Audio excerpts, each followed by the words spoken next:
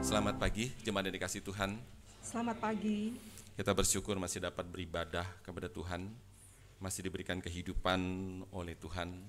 Saudara, saya waktu menyanyikan pujian nomor 1, Kristus Tuhan memerintah semesta, itu selalu teringat dari Ibrani pasal 1 ayat yang ketiga. Coba kita buka sebentar, Ibrani pasal 1 ayat yang ketiga. Kita baca bersama-sama Ibrani pasal 1 ayatnya yang ketiga. Siapakah Yesus itu? Mari kita baca bersama-sama Ibrani pasal 1 ayat yang ketiga. 1, 2, 3. Ia adalah cahaya kemuliaan Allah dan gambar wujud Allah dan menopang segala yang ada dengan firman-Nya yang penuh kekuasaan.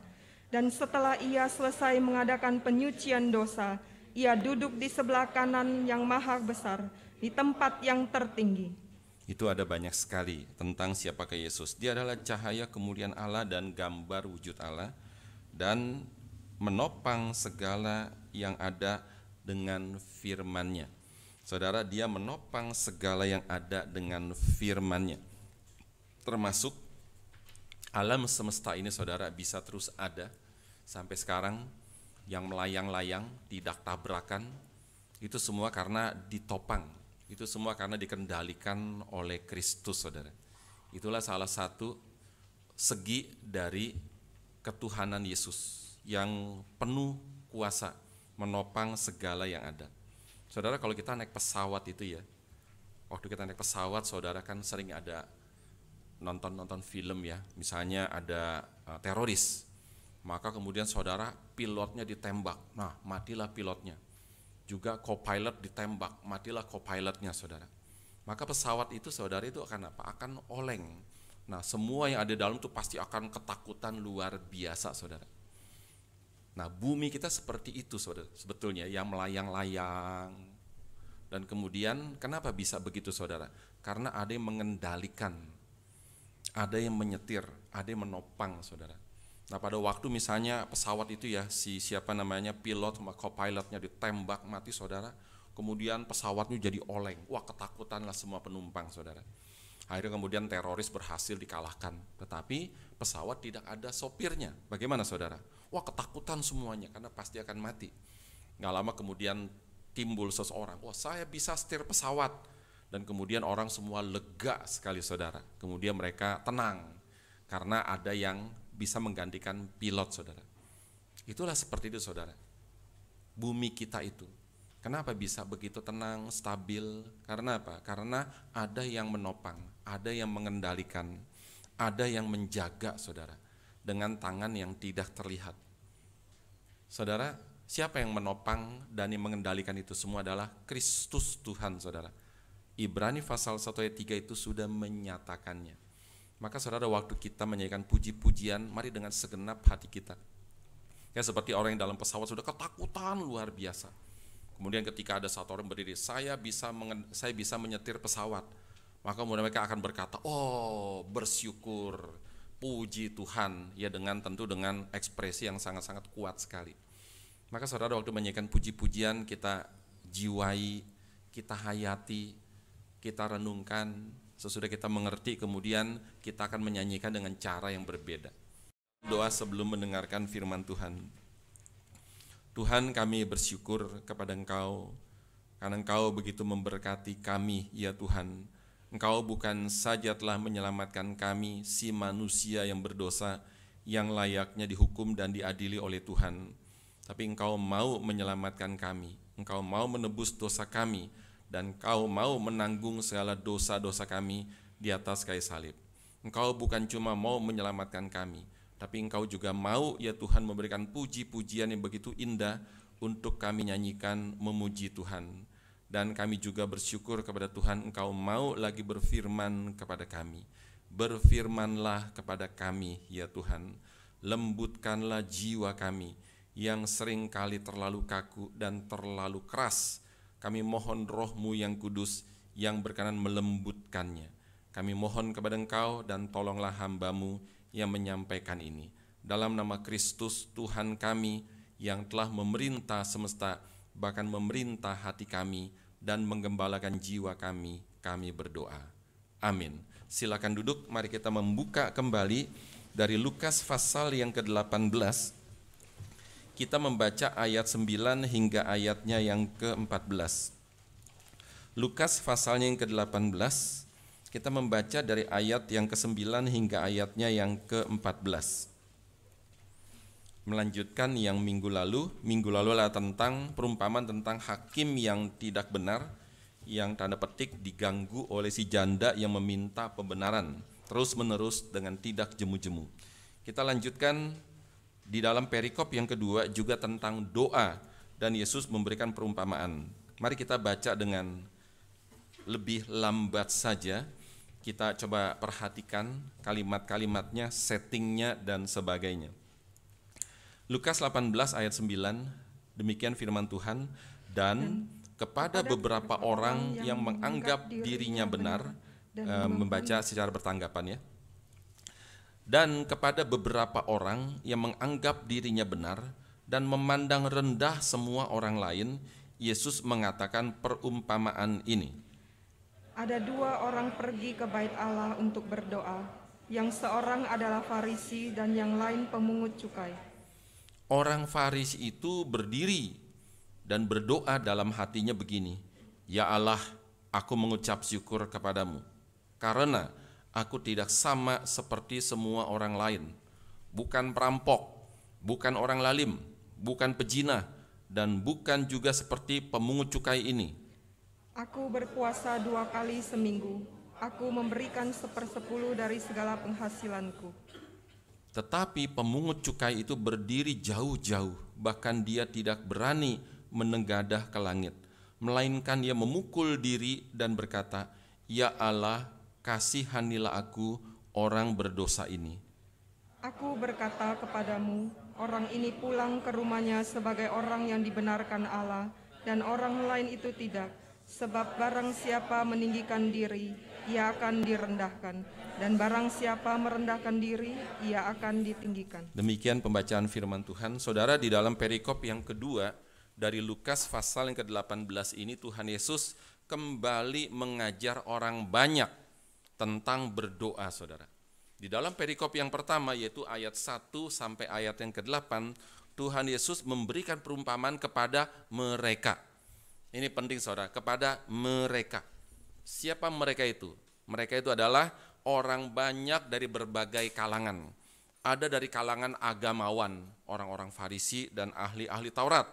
Juga ada dari kalangan awam, yang tentu bukan agamawan, tetapi rakyat biasa. Dan juga dari kalangan kaum pendosa. Siapa, saudara? Orang-orang Farisi, lalu kemudian pelacur, pencopet, mungkin pembunuh, perampok, dan sebagainya, saudara. Itu adalah mereka. Nah, di dalam perikop yang kedua ini, Tuhan Yesus, saudara, di dalam ayat 9 hingga 14, itu memberikan pengajaran dengan memakai perumpamaan juga kepada berbagai kalangan juga, saudara. Tetapi perbedaannya adalah apa? Di dalam kalimat pembuka, itu tertulis kepada beberapa orang yang menganggap dirinya benar, yang pertama. Yang kedua, yang memandang rendah semua orang lain. Saudara, berarti di dalam perikop yang kedua ini, itu lebih spesifik ditujukan kepada siapanya, saudara. Di dalam khotbah minggu lalu, Tuhan Yesus memberikan perumpamaan tentang doa juga. Kemudian menegaskan kepada mereka bahwa mereka harus selalu berdoa dengan tidak jemu-jemu. Saudara, perumpamaan ini, saudara, yang diambil adalah untuk menjelaskan kenapa harus selalu berdoa dengan tidak jemu-jemu. Adalah antara apa? Antara seorang hakim yang lalim, yang tidak mengenal Tuhan, yang tidak takut Tuhan, dan kemudian dengan seorang janda yang datang kepada hakim ini supaya perkaranya itu dibantu, ditolong, dan dibenarkan, saudara. Dan kemudian sudah dijelaskan minggu lalu bahwa, saudara, teruslah berdoa dengan tidak jemu-jemu seperti si janda yang tidak jemu-jemu meminta kepada sang hakim. Tetapi, saudara, ini bukan permintaan kebutuhan hidup sehari-hari, bukan. Kita harus jangan sampai salah tafsir ayat ini karena sangat berbahaya. Itu bukan cuma bukan doa yang terus, saudara, tidak jemu-jemu untuk minta kebutuhan hidup sehari-hari. Misalnya minta pekerjaan bagi yang sedang menganggur, atau minta kesembuhan bagi yang sedang sakit, terus minta, bukan itu maksudnya. Atau minta supaya toko ramai, supaya bisa membayar hutang, bukan itu maksudnya saudara. Kalau saudara nganggur, ya boleh doa.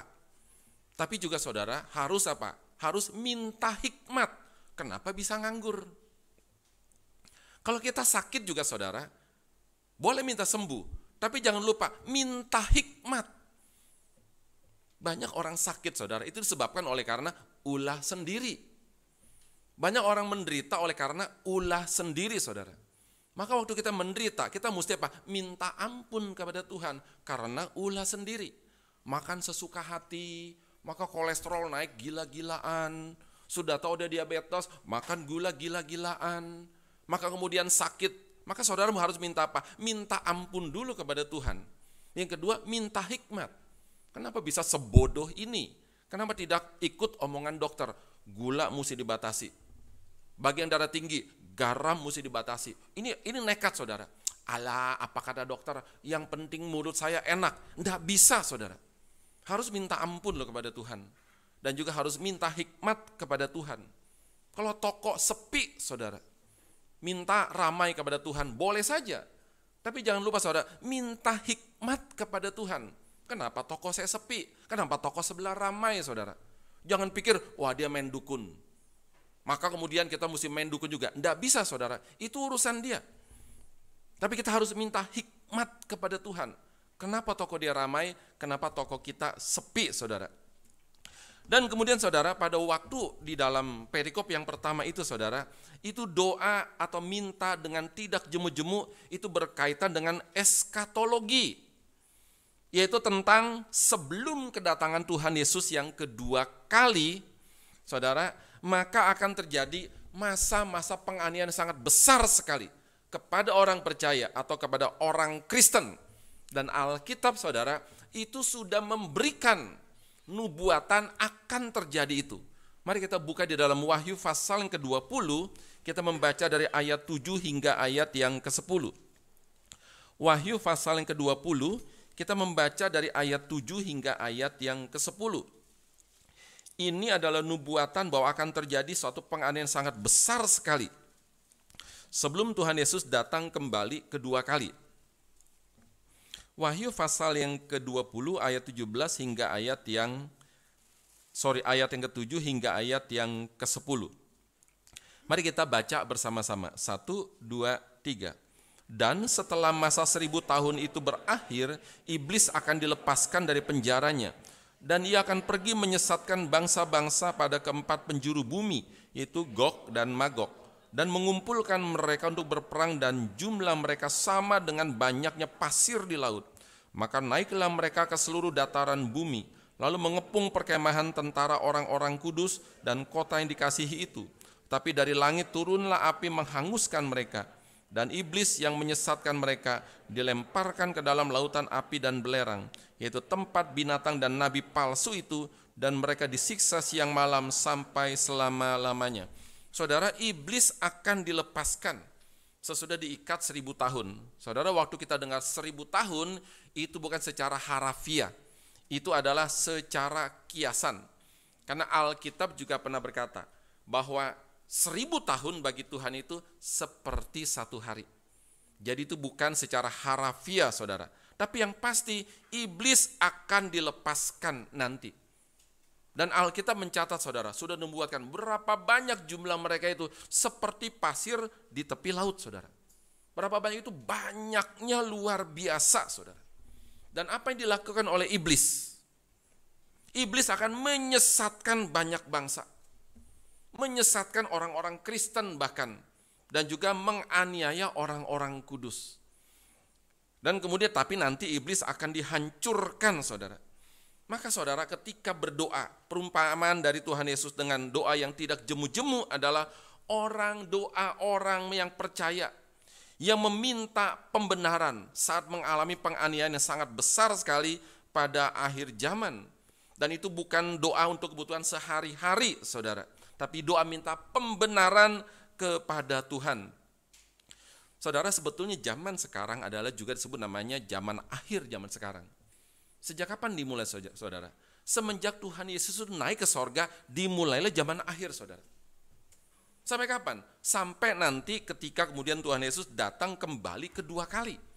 Saudara harus mengerti bahwa ketika Tuhan Yesus naik ke sorga, saudara, tak lama sesudah itu datanglah penganiayaan besar sekali kepada orang-orang Kristen. Kaisar Nero membakar sebuah kota di Roma, dan kemudian karena dia ingin membangun kota Roma, dan harus dibakar dulu kota Roma, saudara, supaya dia bisa membangun gedung yang bagus-bagus. Tapi mesti bakar dulu. Dan kemudian saudara, Kaisar Nero sangat jahat sekali. Waktu dia membakar, dia menuduh, saudara, kemudian dia memberikan sesuatu rumor bahwa siapa yang membakar kota ini? Orang-orang Kristen. Maka orang-orang Kristen kemudian itu dikejar-kejar oleh orang non-Kristen. Kamu ini jahat luar biasa. Kamu itu membakar kota. Jadi saudara, Kaisar Nero mencari kambing hitam. Dan kambing hitamnya adalah orang-orang Kristen. Mereka dianiaya oleh orang-orang banyak dan juga oleh sang kaisar dianiaya, saudara. Apa yang mereka minta, saudara? Waktu mereka dianiaya, mereka cuma minta satu, yaitu apa? Pembenaran oleh Tuhan. Pada waktu orang-orang dianiaya, maka cuma minta satu, pembenaran dari Tuhan, saudara. Minta kekuatan dari Tuhan, saudara. Dan itu adalah kekristenan di awal-awal abad yang pertama, saudara. Tuhan benarkan mereka, Tuhan benarkan mereka. Tuhan kasih kekuatan sama mereka, Tuhan kasih kekuatan sama mereka. Tuhan buat mujizat? Tidak, saudara. Kenapa? Karena Tuhan ingin supaya orang-orang yang sudah salah duga, kepada orang-orang bahkan yang jahat, saudara, Tuhan mau menyelamatkan mereka juga. Walaupun jahat, Tuhan mau menyelamatkan mereka juga, saudara. Dengan cara apa? Dengan cara mengorbankan anak-anaknya. Mereka dibunuh, mereka dianiaya, tapi mereka tidak balas dendam, saudara, kepada orang-orang yang menganiaya itu. Maka saudara, orang-orang yang kafir bukan Kristen, waktu melihat iman orang Kristen seperti ini, maka kemudian mereka hatinya tersentuh kepada iman Kristen. Hati mereka terpikat, saudara, kepada iman Kristen. Hati mereka terpikat kepada siapa? Terpikat kepada Yesus yang diimani oleh orang Kristen. Saudara, itulah cara Tuhan membuat orang-orang kafir percaya kepada Yesus itu di awal-awal abad-abad yang pertama, saudara. Tuhan tidak mau buat mujizat buat orang-orang Kristen. Tapi Tuhan kuatkan mereka. Waktu mereka dianiaya, waktu mereka dibunuh, mereka terima dengan tabah, saudara. Dan kemudian mereka dengan penuh ucapan syukur, saudara, pada waktu mereka dianiaya. Coba kita bayangkan ya, ketika orang-orang Kristen itu diadu di Kolosium di Roma, saudara, itu bukan diadu oleh manusia, tapi diadu oleh singa. Singa yang sudah tidak dikasih makan 1 minggu, kelaparan luar biasa, dan diadu oleh mereka, saudara. Maka begitu banyak orang-orang Kristen yang mati di situ. Banyak orang-orang Kristen kemudian dibakar, saudara. Banyak luar biasa. Berapa jumlahnya? Ratusan ribu orang Kristen, saudara, dianiaya. Di dalam satu film Quo Vadis, ketika Nero, saudara, melihat orang-orang Kristen kemudian dibunuh, saudara. Lalu kemudian ada dalam satu adegan, Nero kemudian melihat orang-orang Kristen mati dengan cara tersenyum, saudara. Nero bingung, kok bisa ya orang-orang Kristen ini? Mereka tidak salah. Saya penyebab mereka dibunuh. Tapi waktu mereka mati, kok bisa ya orang Kristen itu mati dengan cara tersenyum, saudara? Kenapa? Karena mereka sudah mendapatkan pembenaran dari Allah. Karena mereka sudah mendapatkan kekuatan dari Allah. Karena mereka sudah mendapatkan penghiburan dari Allah. Maka begitu banyak orang-orang non-Kristen, mereka terpikat sekali, saudara. Saudara, sekarang itu banyak orang lebih terpikat kepada mujizat-mujizat. Bukannya tidak ada mujizat, mujizat mesti ada. Tetapi jangan pernah membangun iman di atas dasar mujizat. Karena apa? Karena itu seperti membangun rumah itu di atas pasir yang sangat rapuh, yang sangat lemah. Ketika ada angin ribut lewat, jatuh rumahnya. Ketika ada ombak lewat, jatuh rumahnya. Saudara, iman itu mesti dibangun di atas dasar firman. Itu ibaratnya seperti membangun rumah di atas batu karang yang kokoh, saudara. Ada angin ribut, tenang-tenang saja, saudara. Kenapa? Karena dibangun di atas dasar batu karang. Dibangun di atas dasar firman, saudara. Saudara, tadi dalam Wahyu pasal 20, dikatakan bahwa iblis itu akan menyesatkan banyak orang, saudara. Dan ternyata sudah terjadi. Kapan? Ya sekarang, saudara. Sudah terjadi. Bahkan sebelumnya juga itu sudah terjadi, saudara. Saudara, iblis itu sangat pandai luar biasa. Kalau pakai cara kasar enggak bisa. Dia pakai cara halus. Pada waktu saudara, iblis ingin membunuh Yesus. Pakai berbagai macam cara. Pertama memakai tangan Herodes membunuh Yesus. Gagal. Oh, tidak kehilangan akal, tidak kehilangan cara. Dia pakai tangan para pemimpin agama membunuh Yesus, saudara. Para pemimpin agama dibuat iri hati kepada Yesus. Mereka benci, mereka membunuh Yesus. Gagal. Saudara, pakai orang luar tidak bisa, maka iblis pakai tangan orang dalam, saudara, bernama Yudas. Tanda petik, berhasil membunuh Yesus. Pakai tangan raja politik nggak bisa, pakai tangan agamawan. Nggak bisa, pakai tangan orang dalam bernama Yudas. Saudara, mesti hati-hati di dalam gereja.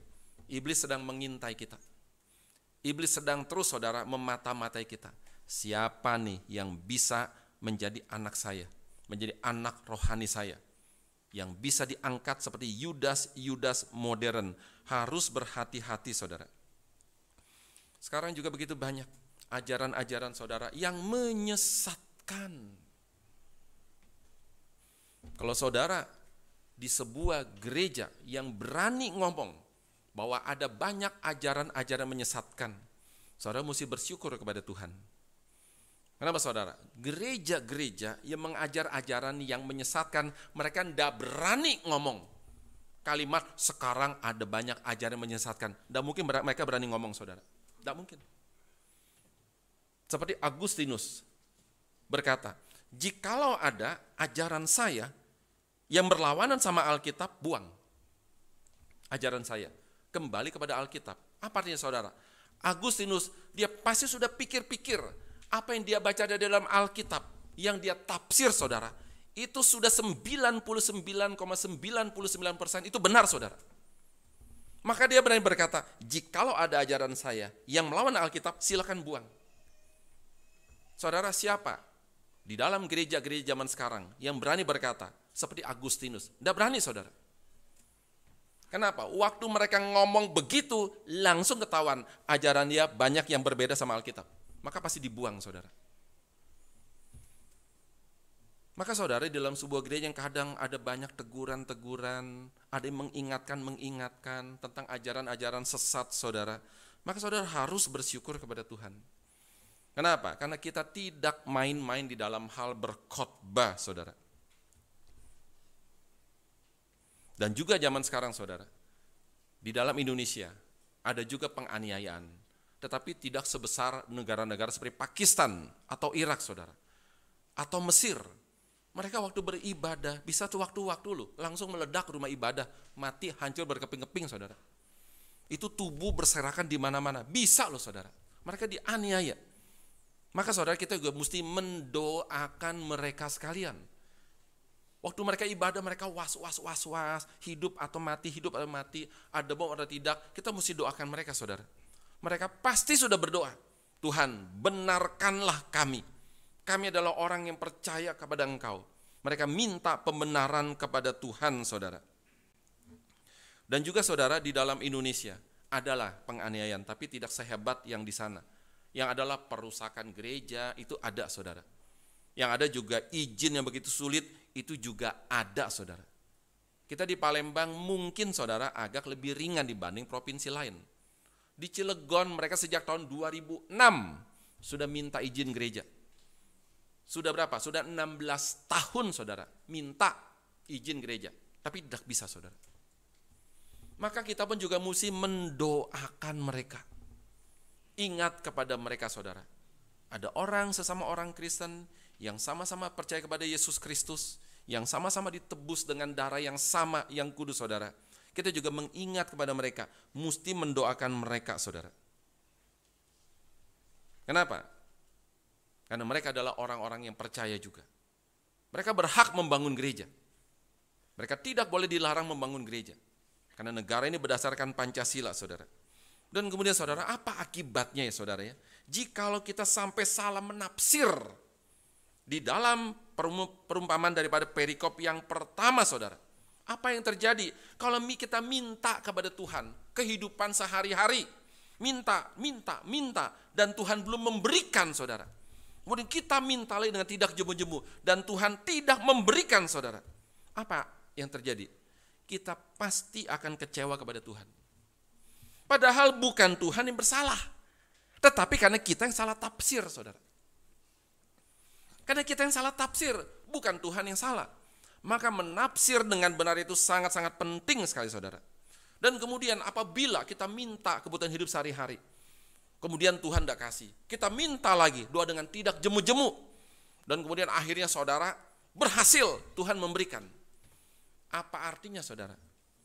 Tuhan yang maha kuasa kita kuasai oleh kita manusia yang tidak maha kuasa.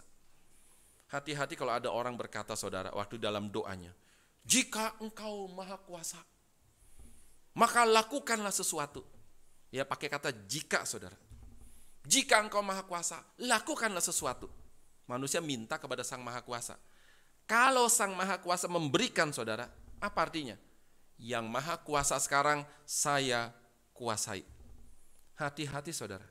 Mana bisa yang maha kuasa kita kuasai? Kita itu bukan maha kuasa. Dan kita tidak mungkin boleh menguasai yang maha kuasa, saudara. Maka mesti hati-hati di dalam menafsirkan, saudara. Kita mesti berhati-hati, kita mesti kritis saat mendengar khotbah siapapun juga, saudara. Termasuk khotbah saya, termasuk khotbah Pak Tong, termasuk seluruh pengkhotbah. Kita harus kritis, kita harus berhati-hati, saudara. Kenapa, saudara? Penafsiran salah itu akan menyesatkan saudara dan menyesatkan kita semua.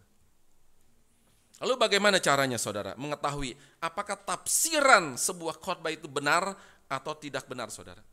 Cara paling mudah adalah apa? Saudara lihat aja, itu pendeta sekolah teologi atau tidak, saudara.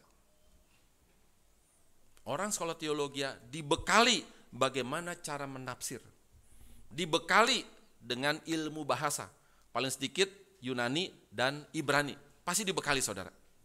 Lihat aja, sekolah teologi atau tidak, saudara. Lalu kalau dia sekolah, berapa lama dia sekolah, saudara? Kalau yang 3 bulan pasti abal-abal, saudara. Udah 3 bulan, seminggu sekali, saudara. Lalu kemudian 1 bulan 4 kali hari Minggu, cuma kira-kira, saudara, 12 atau 13 kali. Pasti abal-abal, saudara. Pasti sembarangan. Kenapa? Apa yang bisa diharapkan dari sekolah teologi hanya 3 bulan? Apa yang bisa diharapkan, saudara? Belajar teologi itu luar biasa, sulit, saudara. Mempersiapkan khotbah itu lebih sulit lagi, saudara. Kalau saya boleh curhat, itu kadang-kadang mau menangis, saudara. Kenapa? Aduh Tuhan, sulitnya luar biasa siapkan khotbah. Saudara, belajar teologi itu sulit luar biasa. Kenapa? Mesti belajar geografi. Geografi sini beda sama geografi sana. Mesti belajar kebudayaan sini beda sama kebudayaan sana. Mesti belajar bahasa yang beda sama sana. Mesti belajar latar belakang dari kebudayaan. Itu luar biasa sangat sulit, saudara. Kalau 3 bulan, mau harapkan apa, saudara? Mau harapkan apa? Kalau saya dengar pendeta khotbah, saya lihat dulu, sekolah teologi enggak? Oh sekolah, 3 bulan, saya langsung pulang, saudara. Nggak mau saya. Kenapa? Seperti seorang dokter. Dokter. Sekolah dokter. Berapa lama? 3 bulan. Saudara mau ke dokter itu? Tidak mungkin mau, saudara. Maka kita mesti kritis di dalam mendengarkan khotbah, saudara. Lalu kemudian saudara, yang kedua adalah bagaimana cara kita melihat sebuah khotbah itu benar atau tidak. Lihat khotbahnya saudara, logis atau tidak saudara. Ada bagian tertentu yang kita tidak mungkin bisa mengerti. Itu namanya bukannya tidak logis. Itu namanya apa? Melampaui logika kita yang terbatas. Yang sudah jatuh dalam dosa. Yang terbatas itu melampaui logika kita saudara. Kasih contoh misalnya saudara. Di dalam silsilah Tuhan Yesus, maka saudara itu ada 2 perempuan. Di dalam silsilah saudara. Dari 2 orang. Yang aneh saudara. Pertama adalah Rahab. Siapa Rahab itu? Pelacur saudara. Ketika 2 orang dari Musa mengintai kota Yeriko. Dan kemudian pergi ke sebuah rumah pelacur. Siapa pelacurnya? Rahab. Kok bisa Yesus dari keturunan seorang pelacur? Kok bisa saudara? Lalu kemudian saudara, Rut. Siapa Rut itu saudara? Rut adalah seorang Moab. Kok bisa dari keturunan Moab? Itu kita tidak mungkin bisa mengerti saudara. Itu namanya adalah apa? Melampaui akal kita. Kita tidak mungkin bisa mengerti. Nanti kalau misalnya kita ke sorga, kita ketemu Rut, kita tanya, Bu Rut, mau tanya permisi, kok bisa ya lu jadi nenek moyang Yesus, kok bisa ya? Dia akan jawab apa saudara? Sama, gue juga nggak ngerti. Kalau gitu kita tanya Rahab, Bu Rahab, permisi mau tanya, kok bisa ya kamu jadi nenek moyang Yesus di dalam silsilah? Dia akan jawab, sama, gue juga nggak ngerti. Kenapa saudara? Itu melampaui akal kita. Tapi waktu saudara mendengar khotbah, kamu akan jadi kepala, bukan ekor. Nah, nalar mesti jalan saudara. Di mana nalarnya? Kalau semua jadi manajer, siapa yang menjadi karyawannya? Nggak mungkin saudara. Kalau semua jadi direktur, siapa yang bekerja saudara? Kalau semua orang jadi direktur, direct, memimpin saudara, siapa yang dipimpin? Itu sudah tidak masuk akal saudara. Itu sudah tidak logis. Kalau misalnya ada orang berkata, saya doakan kamu dalam nama Yesus, oleh birurnya, kamu pasti sembuh. Itu sudah tidak logis saudara. Kenapa? Kalau misalnya saudara, orang sakit didoakan pasti sembuh, semua rumah sakit mesti tutup, semua pabrik obat mesti tutup, semua dokter mesti berhenti jadi dokter, semua suster mesti berhenti jadi suster. Itu logikanya saudara. Itu cara bagaimana kita bisa tahu saudara, apakah sebuah khotbah itu benar atau tidak benar. Yang ketiga saudara harus banyak belajar firman Tuhan. Itu lebih mudah lagi. Waktu dengar saudara langsung ketahuan itu benar atau tidak benar. Saudara, kita akan melanjut. Di dalam perumpamaan tentang hal berdoa yang kedua ini, Tuhan Yesus menunjukkan perumpamaan ini kepada beberapa orang yang menganggap dirinya benar yang pertama. Ya, kepada beberapa orang, tidak semua orang, yang menganggap dirinya benar dan memandang rendah semua orang lain, saudara. Dan kemudian Yesus berkata, ada 2 orang pergi ke bait Allah untuk berdoa. Yang seorang adalah Farisi, yang seorang lain adalah pemungut cukai. Saudara, Tuhan Yesus sengaja mengkontraskan contohnya. Yaitu apa? Orang Farisi, orang yang dianggap rohaniwan tingkat tinggi, versus pemungut cukai, seorang pendosa paling berat saudara. Coba kita bayangkan ya, seorang Farisi rohaniwan tingkat tinggi versus pemungut cukai pendosa paling berat saudara. Kalau kita nggak ngerti siapa orang Farisi, siapa pemungut cukai, waktu kita baca biasa-biasa aja. Tapi kalau kita ngerti, wah kita akan makin tertarik membacanya. Di dalam konteks sekarang saudara. Siapa orang Farisi itu? Wah itu uskup, bishop, pemimpin gereja versus debt collector. Nah saudara, waktu saya ngomong begini sudah mulai kebayang uskup atau bishop dibanding dengan debt collector. Tukang tagih dengan cara paksa debt collector saudara. Jadi ya rohaniwan tingkat tinggi saudara. Sekarang juga saudara rohaniwan itu dibagi menjadi 3 tingkat saudara. Ada PDP, ada PDT, ada PDM, ada PDP. PDP, PDM, PDT. Kemudian orang plesetin saudara. PDP, PDT, pendapatan tinggi. PDM, pendapatan menengah. PDP, pendapatan pas-pasan. Maka saudara ngerti, orang kalau PDP pasti miskin saudara. Karena pendapatan pas-pasan, kecuali memang dia sudah kaya sejak semula. Kalau PDT di gereja tertentu saudara, pasti kaya. Kenapa? Karena pendapatan tinggi. Kalau PDM, ya menengah yang sedang-sedang saja saudara. Dan kemudian Yesus saudara, itu kemudian dia mengkontraskan orang dengan rohani begitu tinggi versus debt collector. Orang yang dianggap sebagai seorang pendosa. Orang yang sangat rohani versus orang yang sangat berdosa saudara. Dan di dalam ayat 11-12 saudara, Alkitab mencatat, Yesus berkata, orang Farisi itu berdiri, 2 poin dia lakukan, berdiri dan berdoa dalam hatinya begini. Ternyata saudara ada 7 poin. Pertama dia berkata, ya Allah, aku mengucap syukur kepadamu. Kenapa? Ada 7 poin. Pertama, aku tidak sama seperti semua orang lain. Kedua, aku bukan perampok. Ketiga, aku bukan orang lalim. Keempat, aku bukan pejinah. Yang kelima, dan aku bukan juga seperti pemungut cukai ini. Yang keenam, aku berpuasa 2 kali seminggu. Yang ketujuh, aku memberikan 1/10 dari segala penghasilanku. Saudara, saya mau tanya, yang dilakukan orang Farisi itu baik atau tidak baik, saudara?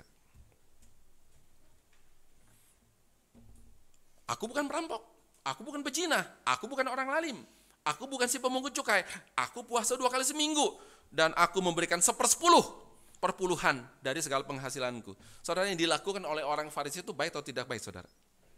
Baik. Salah atau tidak salah, saudara? Tidak salah. Saudara, orang Farisi itu saudara, tidak baiknya di mana saudara? Ya dilakukan baik, tetapi tidak baiknya di mana saudara? Tidak baiknya adalah apa? Dia sadar dia baik. Dia sadar dia baik, saudara. Orang rendah hati itu baik nggak? Oh, sangat baik sekali. Tapi waktu dia sadar dia rendah hati, saudara, itu berarti dia tidak rendah hati. Saudara, orang Farisi itu religius, saudara, sangat religius. Tetapi saudara, dia tidak saleh. Bedakan religius dengan kesalehan, saudara. Ada orang religius, tetapi tidak saleh, saudara. Tidak salehnya di mana? Sombong. Dia tidak rendah hati. Pada waktu dia berkata, aku bersyukur kepadamu, aku bukan perampok, aku bukan ini, aku bukan itu, aku sudah memberikan persembahan kepadamu. Itu baik, saudara. Tetapi dia tidak rendah hati. Artinya dia itu tidak saleh, saudara. Tadi malam saya coba tafsirkan lagi, saudara, kalimat ini. Saya baca beberapa buku tafsiran. Kemudian saya waktu baca-baca, saya coba tafsir sendiri, saudara. Lalu kemudian saudara, apa yang tidak baik daripada si orang Farisi itu? Pertama, dia sadar baik. Yang kedua, dia melaporkan hanya yang baik-baik, saudara. Padahal ada begitu banyak yang tidak baik dalam hidupnya, yang tidak dia laporkan kepada Tuhan. Saudara, apa hal yang tidak baik yang tidak dia laporkan kepada Tuhan? Mungkin iri, mungkin benci, munafik atau pura-pura, anti kritik, dan juga tidak mengampuni, serta dosa-dosa yang lain yang tidak baik, yang tidak dilaporkan kepada Tuhan, saudara. Itulah tafsiran saya. Orang Farisi itu selalu iri kepada Yesus. Iri terus, saudara. Cuma beberapa orang Farisi yang dilaporkan baik. Nikodemus orang Farisi itu baik, saudara. Mereka berbanding terbalik dengan Yohanes Pembaptis yang tidak pernah iri kepada Yesus, saudara. Saudara, Petrus dan Andreas itu dulu muridnya Yohanes Pembaptis. Tetapi kemudian mereka pingin menjadi murid Yesus. Yohanes marah atau tidak, saudara? Tidak marah. Tidak marah, saudara. Waktu Petrus sama Andreas ini murid penting, kemudian pindah menjadi murid Yesus. Apakah mereka marah? Mereka tidak marah.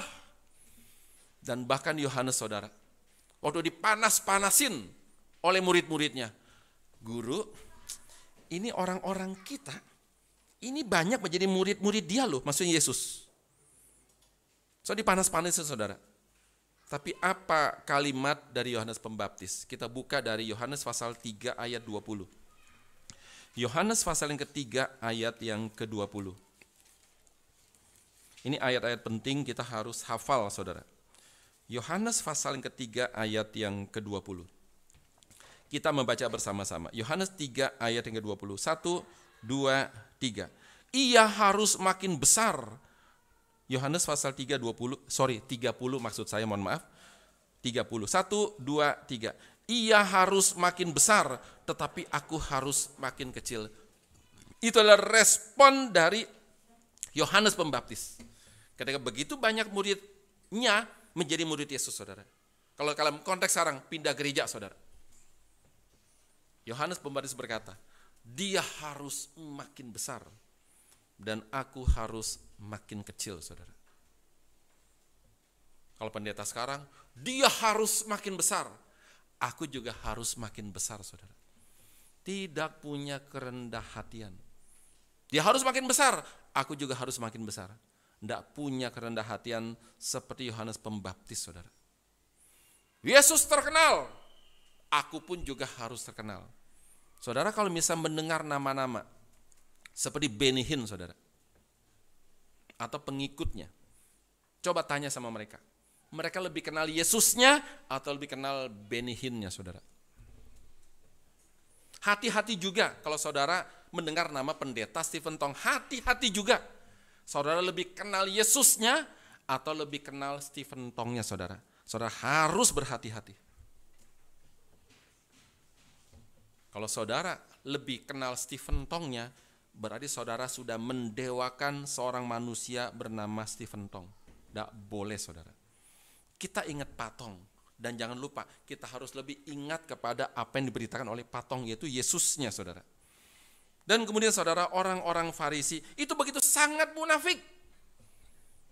3 poin yang paling besar di dalam kemunafikan mereka. Pertama, mereka begitu munafik dalam hal berdoa. Munafik sekali, saudara. Mereka, Yesus tegur mereka. Doa, sukanya di pinggir jalan. Supaya apa? Supaya dilihat oleh orang. Supaya orang-orang memuji dia sebagai orang yang rohani. Sebagai orang yang begitu taat kepada perintah agama. Doa, saudara. Tapi di pinggir jalan. Yesus juga menegur mereka sebagai orang yang munafik. Waktu mereka berpuasa. Mereka sengaja, saudara, bikin pasang wajah lesu-lesu. Orang lihat, oh lagi puasa lu, rohani banget lu.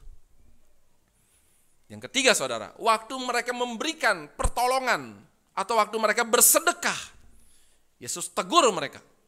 Kenapa? Karena mereka itu memukul kentongan, panggil orang-orang miskin, kasih sedekah pada orang miskin.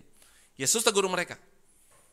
Kalau kamu mau bersedekah, tangan kanan tidak perlu apa yang dilakukan oleh tangan kiri dan sebaliknya, saudara. Tidak perlu.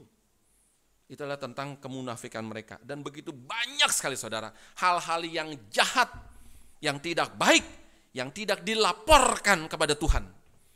Cuma 7, saudara, yang dilaporkan kepada Tuhan. Kalau misalnya si orang Farisi mau laporkan segala yang tidak baik kepada Tuhan, saudara, mungkin 1 buku tebal tidak cukup. Kalau dia mau catat, saudara, itu mungkin tidak cukup. Kenapa? Karena terlalu banyak yang tidak baik yang tidak dilaporkan kepada Tuhan. Saudara, anggap saja yang dia laporkan ada 7 saudara yang baik. Yang tidak baik, saudara, anggap saja 70.000, saudara.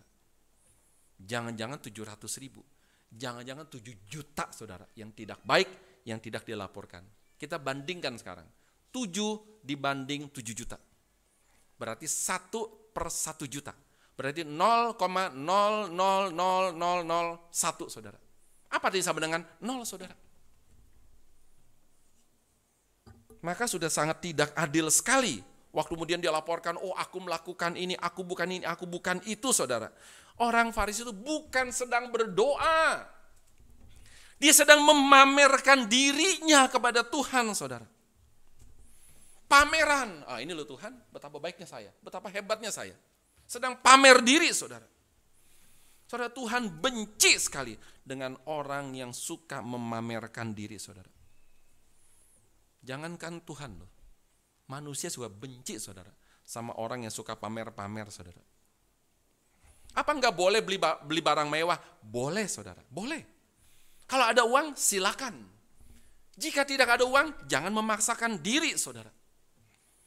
Ada orang uang pas-pasan, beli barang-barang mewah, saudara. Itu memaksakan diri, nanti akan menyulitkan diri, menyengsarakan diri, saudara. Kalau punya banyak uang juga boleh beli barang mewah, saudara. Tapi jangan berlebihan. Orang punya uang banyak, beli tas yang cuma isinya lipstik, alat-alat wanita, 2 miliar, saudara. Tas 2 miliar. Itu otaknya di mana, saudara? Kalau dia beli Lexus 2 miliar, saya masih bisa ngerti. Itu teknologi tingkat tinggi. Luar biasa rumit. Tas 2 miliar, saudara. Boleh beli barang mewah, tetapi jangan berlebihan, saudara. Dan orang Farisi itu, dia merasa dirinya baik dan sangat religius, saudara. Maka dia berani berdiri di tempat doa, saudara, di bait Allah. Pertanyaannya, apakah tidak boleh berdoa di tempat doa? Sangat boleh, bahkan harus, saudara. Tapi yang tidak boleh adalah apa? Merasa diri layak di hadapan Tuhan, saudara. Di dalam isi doanya, dia melakukan penghinaan, merendahkan, saudara, sebanyak 2 kali. Bayangkan ya, dari doa yang ada 7 poin, saudara, 2 poin dia menghina orang lain. Pertama, dia katakan bahwa aku tidak sama seperti semua orang, berarti dia lebih tinggi. Yang kedua, saudara, aku bukan seperti pemungut cukai ini. Saudara, sambil doa, sambil pamerkan diri, sambil menghina orang lain. Aku tidak sama seperti pemungut cukai ini, saudara. Dan kemudian dalam ayat 13, saudara, ada kata tetapi. Tetapi pemungut cukai itu, dia berdiri jauh-jauh. 1 poin, saudara. Dia bahkan tidak berani menengadah ke langit. Dia berdiri jauh-jauh. Dia tidak berani menengadah ke langit, saudara.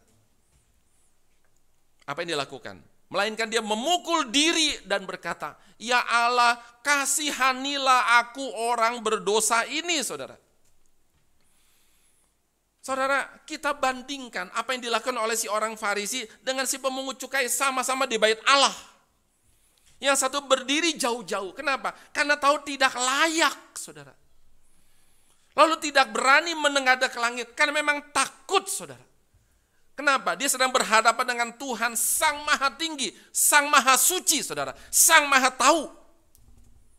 Kemudian dia memukul dirinya. Kenapa? Karena sudah bertindak bodoh, saudara. Menjadi seorang pemungut cukai. Kita sering juga kadang-kadang waktu kita bodoh, kita tampar diri, aduh gobloknya, aduh bodohnya saya. Kan sering begitu, saudara. Aduh bodohnya, Sering begitu, saudara. Itu si pemungut cukai, saudara. Dia memukul-mukul diri. Betapa bodohnya saya. Dan kemudian, saudara, dia meminta kepada Tuhan, ya Allah, kasihanilah aku, saudara. Kenapa dia berkata, ya Allah, kasihanilah aku orang berdosa ini? Lalu di ayat ke-14 langsung Yesus memberikan kesimpulan. Aku berkata kepadamu, orang ini pulang ke rumahnya sebagai orang yang dibenarkan Allah. Dan orang yang lain itu, maksudnya pemungut cukai adalah tidak, saudara. Kenapa, saudara? Si pemungut cukai itu, dia minta dibenarkan, padahal dia adalah orang berdosa, saudara. Karena dari caranya, dari sikapnya di hadapan Allah yang benar. Yang kedua, dari isi doanya, dia tahu siapa Allah, saudara. Pertama, dia tahu siapa dirinya. Aku adalah orang berdosa ini. Yang kedua, dia tahu siapa Allah. Ya Allah, kasihanilah aku. Saudara, kata kasihanilah aku, Itu berarti saudara, kasihanilah sesuai dengan perjanjianmu seperti darah yang dipercik. Kita buka Imamat pasal 16 ayat 19. Imamat pasal 16 ayatnya yang ke-19.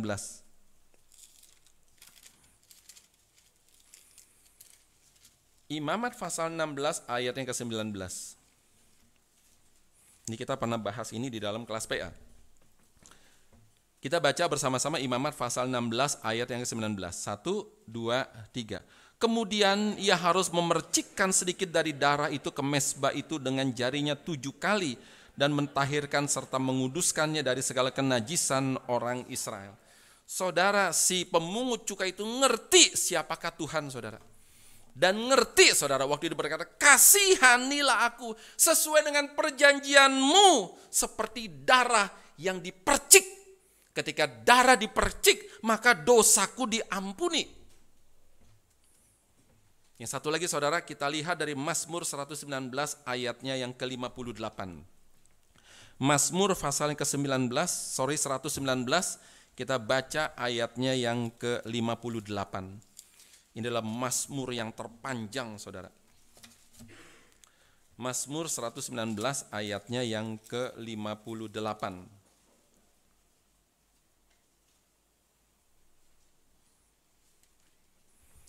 Ini Mazmur, saudara, Mazmur terpanjang, ada 176 ayat, bayangkan. Satu pasal 176 ayat. Kenapa, saudara? Karena di dalam pembuatan Mazmur ini, di dalam bahasa Ibrani itu ada 22 alfabet, saudara. Alef, Bet, Gimel, dan seterusnya, ada 22. Dan itu diulang sampai 8 kali. 22 kali 8 adalah 176. Jadi kalau kita ngerti, saudara, komposisi Mazmur, kita bisa mengerti betapa indahnya Mazmur. Kita baca Mazmur 119 ayatnya yang ke-58. 1, 2, 3. Aku memohon belas kasihan-Mu dengan segenap hati, kasihanilah aku sesuai dengan janji-Mu. Saudara, pemazmur berkata, aku memohon belas kasihan-Mu dengan segenap hati, dan kemudian kasihanilah aku sesuai dengan janji-Mu. Si pemungut cukai berkata, kasihanilah aku ya Allah. Orang berdosa ini, maksudnya kasihanilah aku sesuai dengan perjanjian-Mu seperti darah yang dipercik, saudara. Si pemungut cukai, saudara, dia tahu siapa Allah. Sehingga dia tahu bagaimana bersikap dan berdoa kepada Allah. Dibandingkan dengan si orang Farisi yang cuma rasa tahu siapa Allah padahal tidak tahu.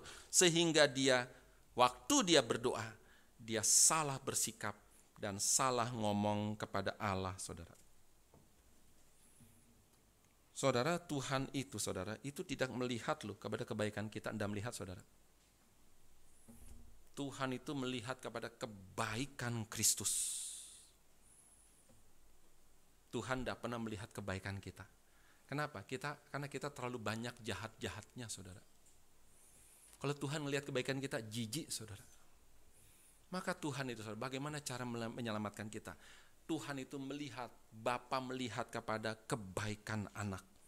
Bapa melihat kepada kebaikan Kristus, saudara. Kasih contoh, saudara. Ada orang berbuat dosa kepada seseorang. Dia mau minta ampun, saudara. Yang ini melihat ini tidak bisa, saya tidak ampuni. Tetapi saudara, lain cerita jikalau ada sang perantara. Dan orang itu begitu menghormati si perantara, saudara. Akan beda cerita. Dan dia mengampuni, saudara, bukan karena dia mengampuni, tapi karena dia melihat kepada kebaikan orang ini, maka kemudian dia mengampuni dan memaafkan, saudara. Dia memandang kepada kebaikan orang ini, sang perantara, maka kemudian dia memaafkan orang itu, saudara. Dan orang itu adalah kita. Dan sang perantara adalah Kristus, saudara. Maka Tuhan itu tidak melihat kepada kebaikan kita. Tuhan melihat kepada kebaikan Kristus. Yang betul-betul baik, yang murni baik, yang mutlak baik, saudara. Bukan melihat kepada kebaikan kita, saudara. Dan kemudian, saudara, apa yang bisa kita pelajari dari perumpamaan Tuhan Yesus ini.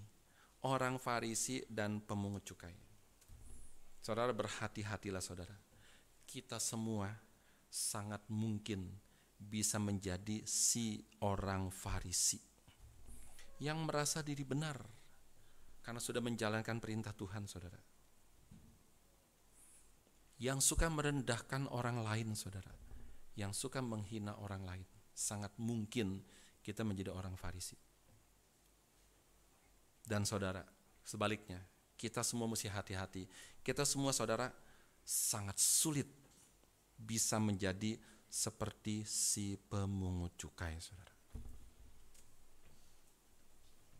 Waktu tadi malam coba saya renungkan, aduh kayaknya saya ini bisa sangat mungkin loh menjadi si orang Farisi yang kita benci, saudara. Dan kita sangat sulit menjadi seperti si pemungut cukai, saudara. Saudara, mari saudara kita meminta pengampunan. Kita meminta belas kasihan seperti si pemungut cukai itu atas dosa-dosa munafik yang seringkali kita lakukan. Bahkan yang sudah kita lakukan, saudara. Mari kita minta tolong kepada Tuhan supaya tidak memandang hina orang lain, saudara. Bahkan tidak memandang hina orang berdosa, saudara. Kenapa sih Farisi bisa begitu? Karena dia banding-banding, saudara, sama si pemungut cukai. Martin Luther berkata, kalau kamu mau banding-banding kebaikanmu, jangan banding sama orang berdosa, tapi kamu bandingkan dengan Kristus. Baru kamu tahu betapa malunya kamu itu tidak baik, kata Martin Luther, saudara. Kalau kamu mau banding-bandingkan penderitaanmu, jangan tanggung-tanggung, bandingkan dengan penderitaan Kristus. Baru kamu tahu bahwa kamu itu tidak terlalu menderita seperti Kristus, saudara. Mari saudara kita minta kepada Tuhan seperti si pemungut cukai, tidak memandang rendah orang lain, bahkan merangkul mereka, saudara, dengan penuh kasih. Dan mari kita jalankan Taurat, saudara. Bukan untuk dipamer-pamer, tetapi jalankan Taurat dengan rasa mengerti. Dan bukan cuma rasa mengerti, tapi betul-betul mengerti, saudara. Aku menjalankan Taurat semata-mata karena Tuhan. Jalankan Taurat, saudara, bukan karena takut dihukum oleh Tuhan, tapi jalankan Taurat karena mencintai Tuhan. Beda sekali orang mental takut dihukum dengan orang yang mengasihi Tuhan, itu beda sekali, saudara. Mari kita bersama-sama, saudara. Sesudah merenungkan bagian yang kita baca, biasa aja. Padahal sama sekali tidak biasa, saudara. Kita belajar seperti si pemungut cukai. Minta tolong, ya Tuhan, kasihanilah aku. Sesuai dengan perjanjianmu, seperti darah yang dipercik, yang mengampuni dosaku. Dan minta kerendah hatian, saudara. Dan kemudian Tuhan bilang, orang yang pulang ke rumahnya, dua-dua pulang, yang si pemungut cukai dibenarkan. Orang yang satunya itu tidak dibenarkan. Malah Tuhan murka dengan orang seperti itu. Kemudian Yesus katakan bahwa orang yang meninggikan diri akan direndahkan, dan barang siapa merendahkan diri akan ditinggikan. Saudara, rendah hati tidak sama dengan rendah diri. Rendah hati tidak sama dengan rendah diri, saudara. Orang rendah diri itu keterlaluan, saudara. Kenapa? Karena Tuhan cipta manusia sebagai makhluk ciptaan tertinggi, termulia. Dilarang rendah diri, saudara. Tapi rendah hati itu mutlak, saudara. Dilarang rendah hati. Dilarang rendah diri. Tapi juga, saudara, dilarang tinggi hati, saudara. Kenapa? Kita cuma ciptaan. Yang apa? Sudah dicipta pakai bahan yang paling rendah, yaitu tanah yang diinjak-injak orang. Kenapa kita jangan rendah diri? Karena walaupun dari tanah Tuhan cipta, Tuhan bentuk seperti seorang tangan seniman yang paling agung. Kita dibentuk oleh sang seniman agung, saudara. Mari kita berdoa.